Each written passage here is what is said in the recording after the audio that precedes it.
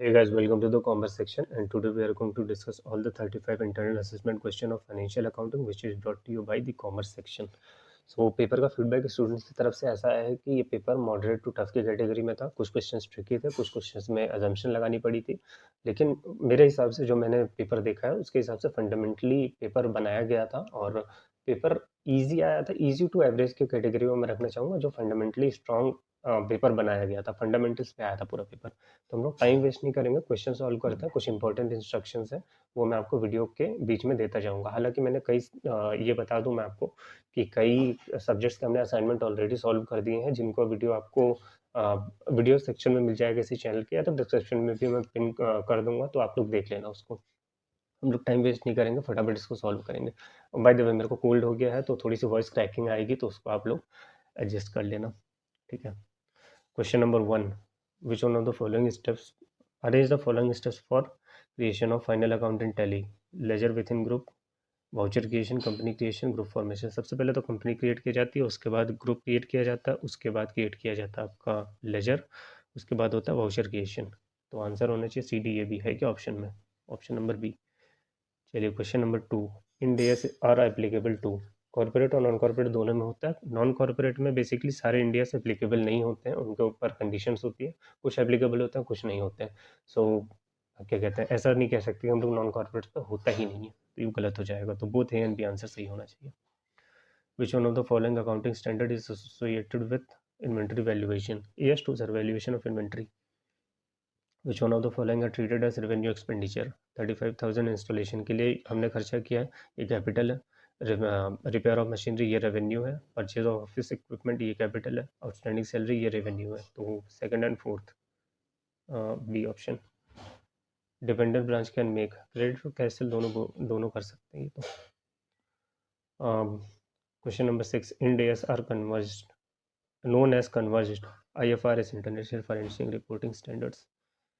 Question number 7, in finance is how many parties are involve? दो parties होती हैं sir, एक होता है लिस्टर, एक होता है लिस्सी। बहुत ही basic question. All the cost are directly attributable except inauguration cost. BYOD policy can be used, record, उसके बाद रिड्यूस द रिस्क, उसके बाद increase the quality. Increase the quality होना चाहिए सर, क्योंकि इसका BYOD का बेसिक सा एक्सप्लेनेशन मैं ये दे देता हूँ आपको। जैसे कि आप अपना पर्सनल डिवाइस होता है ना, उसको आप वर्क प्लेस पे ले जा सकते हो ऑफिशियल काम करने के लिए। तो अगर आप किसी लैपटॉप या किसी फ़ोन के साथ कंफर्टेबल हो, इसको आपने बहुत अच्छे से यूज़ किया है पहले, तो उस पे आपकी एफिशिएंसी और आउटपुट आप अच्छा दे पाओगे, इंस्टेड कि मैं आपको नया डिवाइस प्रोवाइड करूँ। नया डिवाइस में कंफर्टेबल होने में टाइम लगता है, पुराना वाला आपके पास जो ऑलरेडी यूज़ कर रहे हो उसमें कंफर्टेबल होते हो, तो उससे आपकी आउटपुट बहुत अच्छी हो जाती है और कंपनी की कॉस्ट भी बचती है। उन्हें एक्स्ट्रा कुछ प्रोवाइड नहीं करना, लैपटॉप या फ़ोन एक्स्ट्रा प्रोवाइड नहीं करना है। तो क्वेश्चन नंबर 10 हम लोग बात करते हैं। Purchase are the basis for apportion in the case of, carriage inward में भी कर सकता है, डिस्काउंट में भी कर सकता है, फ्रेट में भी कर सकता है, all of the above. Adjustment entry can be entered in, general voucher में एडजस्टमेंट एंट्री पास करते हैं। बाय द वे, ये फर्स्ट सेमेस्टर के असाइनमेंट्स हैं और थर्ड सेमेस्टर के स्टूडेंट्स जो हैं वो हमें क्वेश्चन भेज सकते हैं, हम उनके असाइनमेंट प्रोवाइड कर देंगे। बेसिकली बात ये है ना कि मैं तो ग्रेजुएट हूँ, देखो मुझे तो पोर्टल का एक्सेस नहीं है, तो जितने भी हम क्वेश्चन सॉल्व करते हैं या असाइनमेंट के सोल्यूशन लेके आते हैं, तो बेसिकली स्टूडेंट को जिनको प्रॉब्लम होती है वो हमें क्वेश्चन भेज देते हैं, हम उनको वीडियो फॉरवर्ड में कंप्लीट करते हैं और उसको सारे आंसर्स वेरीफाई करते हैं। उसके बाद हम वीडियो बना के हम लोग पब्लिकली अवेलेबल कर देते हैं ताकि सभी की हेल्प हो जाए। तो जिसको भी जिस भी सब्जेक्ट का असाइनमेंट चाहिए, चाहे वो बीकॉम का हो चाहे बीए का हो, वो आप लोग हमें क्वेश्चंस भेज देना। मैं एक ईमेल आईडी डाल दूंगा डिस्क्रिप्शन बॉक्स में, आप लोग उस पर हमें क्वेश्चंस भेज देना, चाहे फोटो भेज दो चाहे वीडियो भेज दो, हमें उससे मतलब नहीं होता। हमें क्वेश्चन से मतलब होता है, तो आप हमें क्वेश्चंस भेज दो, हम आपको आंसर्स प्रोवाइड कर देंगे। थोड़ा टाइम लगता है आंसर्स को चेक करने में, थोड़ा सा टाइम लगता है वेरीफाई करने में। कुछ घंटे का टाइम आप हमें दोगे तो हम आपको सारे आंसर्स दे देंगे, प्रोवाइडेड कि आप हमें क्वेश्चंस प्रोवाइड करेंगे, तभी ये चीज़ हो पाएगी, ठीक है। चलो क्वेश्चन नंबर 12 पे शुरू करते हैं। हाँ, ये क्वेश्चन थोड़ा सा ट्रिकी है। Purchase of furniture, furniture purchase करने की एंट्री होती है सर, फर्नीचर टू कैश या बैंक, ठीक है। और आकाश वुड हाउस ने परचेज किया है, तो इसमें दो एजम्पशन ले सकते हो, या तो उसने नॉर्मल परचेज किया है, तो नॉर्मल परचेज किया है तो फर्नीचर डेबिट होगा, ठीक है। अगर मैं ये मान के चलूँ उसके नेम के हिसाब से कि फर्नीचर में डील करता है ये बंदा, तो ये हो जाएगा स्टॉक इन ट्रेड, और स्टॉक इन ट्रेड हो जाएगा तो इसके लिए परचेज हो जाएगा। तो या तो फर्नीचर डेबिट होगा या तो परचेज डेबिट होगा। अगर मेरी पर्सनल assumption मांग लो तो ये क्वेश्चन में इसने वुड हाउस देकर ना थोड़ा सा कन्फ्यूजन क्रिएट किया है, और आपकी जगह मैं होता तो इसमें परचेज में टिक करता। ठीक है, हालांकि आप फ्री हो, आप परचेज या फर्नीचर कोई सा भी टिक कर सकते हो, आपकी मर्जी है, मगर मेरे हिसाब से परचेज होना चाहिए, क्योंकि वुड हाउस इन्होंने दे दिया है ना, तो इससे मुझे लगता है कि ये क्या कहते हैं, स्टॉक एंड ट्रेड होना चाहिए इसका। तो आप लोग फ्री हो इस चीज़ को चेक करने के लिए। चलो आ जाओ question number 13। Which one of the following charges are paid for know how? Royalty pay करते हैं। Question number 14, which match the following non company entities turnover in the previous year. Level 1 more than 250 crore, ठीक है। Level 2 50 से 250 करोड़, ठीक है। Level 3 10 से 50 करोड़। ये तो सही है यार दोनों, ए का 1, बी का 2, सी का 3। इसमें तो मेहनत नहीं लगी हमारी कुछ भी। Which shortcut key are used to enter stock generate Tally? Alt F7 होना चाहिए इसका answer. Packing expenses are allocated on the basis of sales. जितने भी सेल्स करोगे आप यूनिट, उनके उनके बेसिस पे उनकी पैकिंग करोगे ना। Goods transfer to department A से बी में जा रहा है, 50% अबव द कॉस्ट है, और क्लोजिंग स्टॉक 1,20,000 है। स्टॉक रिजर्व हमें फाइंड करना है, तो बेसिकली ये रहता है 1,20,000 यहाँ पे लिखोगे, और इंटू 50/150। इसको सॉल्व करोगे तो 40,000 आंसर आना चाहिए। In stock and debtor credit sales is recorded in. ये पूछ रहा है क्रेडिट सेल्स, ये नहीं पूछ रहा है कि कौन सा अकाउंट क्रेडिट होगा। तो क्रेडिट सेल्स होगा तो ये हो जाएगा आपका, ये भी इम्पैक्ट होगा, ये भी इम्पैक्ट होगा, तो बेसिकली 18 का डी होना चाहिए answer, B and C. Question number 19, creation of provision for doubtful debt is based on prudence and conservatism. आ जाओ question number 20। Match the following revenue recognition के बेसिस पे हमें करना है। सो AS9 एप्लीकेबल होता है इसमें रेवेन्यू रिकग्निशन का। इंटरेस्ट बेसिकली होता है टाइम प्रपोर्शन में, रॉयल्टी होता है आपका अक्रूवल बेसिस पे, और डिविडेंड होता है ओनर राइट। तो इसका आंसर होना चाहिए डी। ठीक है, चलो 20 हो गया हमारा। 21 से शुरू करते हैं। Subscription received in advance, advance हमें मिल गया है करंट ईयर में।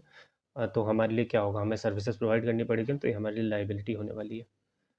चलिए question number 22, decision for taking the asset eight लीजेस financing decision. Dash requires physical count of inventory of all the inventory. ये हो जाएगा पीरियोडिक, और अपडेशन टाइम टू टाइम होता रहता है, उसको परपेचुअल बोलते हैं। कहाँ गया, ऑप्शन नंबर ए होना चाहिए 23 का। 24, decision of taking asset on lease. ये तो यार सेम क्वेश्चन हो गया ना, financing. Which one of the following is the latest version of tally? Tally prime. Question number 26, revaluation reserve surplus can be used. इन्होंने एक गलत दिया, टेक्निकली ये गलत है। रिवैल्यूएशन रिजर्व और रिवैल्यूएशन सरप्लस दोनों अलग अलग होते हैं। सो मैं मान के चलो सरप्लस, तो ये भी कर सकते हैं, ये भी कर सकते हैं। So basically option number C जो है ना, ये आपका सही होना चाहिए, दोनों के लिए यूज़ हो जाता है। Question number 27, what is called as charges for know how? Royalty pay करते हैं सर, किसी के नो हाउ को यूज़ करते हैं तो रॉयल्टी पे करते हैं। इंडिया से is applicable to both corporate and non corporate. ये क्वेश्चन तो हमने पहले भी किया हुआ है। Capital fund is created by, general duration से भी हो सकता है, लेगेसी से भी हो सकता है। सो 29 का आंसर अगर मैं देखूँ तो बोथ आना चाहिए।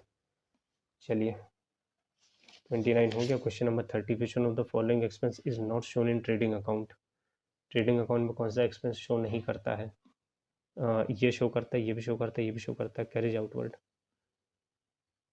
Question number 30, question number 31, GST is based on the concept of VAT. VAT कहाँ गया, वैट के बेसिस पे है।